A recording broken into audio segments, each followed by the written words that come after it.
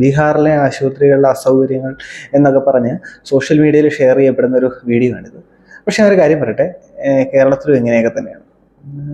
ഒപ്പം ഈ വീഡിയോയിൽ പ്രത്യേകിച്ച് അനാസ്ഥയോ അസൗകര്യങ്ങളോ ഒന്നും അല്ല കാണിക്കുന്നത്. ഈ വീഡിയോയിൽ കാണുന്നത് എന്താണെന്ന് വെച്ചാൽ, ആ രോഗിയുടെ കാല് ശ്രദ്ധിച്ചോ?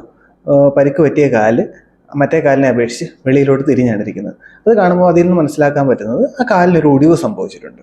ഒരു ഒടിവ് സംഭവിക്കുമ്പോഴത്തേക്കും രോഗിക്ക് കൊടുക്കേണ്ട ഒരു ഫസ്റ്റ് എയ്ഡ് ട്രീറ്റ്മെൻ്റ് ആണ് ഒടിഞ്ഞ ഭാഗത്തെ അസ്ഥികൾ അനങ്ങാതിരിക്കുക എന്നുള്ളത്.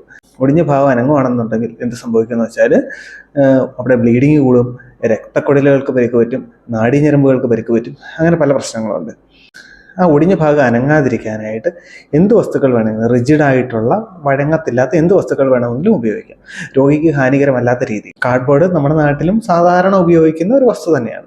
ആ വീഡിയോയിൽ കാണുന്നത് എന്താണെന്ന് ഞാൻ മനസ്സിലാക്കുന്നത് എന്താണെന്ന് വെച്ചാൽ, ഒരു പ്രൈമറി കെയർ ഹോസ്പിറ്റൽ, ഈ വലിയ ഒടിവുകളും കാര്യങ്ങളും ചികിത്സിക്കാൻ സൗകര്യമില്ലാത്ത ഒരു പ്രൈമറി കെയർ ഹോസ്പിറ്റലിൽ വന്നൊരു പേഷ്യൻറ്റിനെ സേഫായിട്ട് സൗകര്യങ്ങളുള്ള മറ്റൊരു ആശുപത്രിയിലേക്ക് മാറ്റുക എന്നുള്ളതാണ്.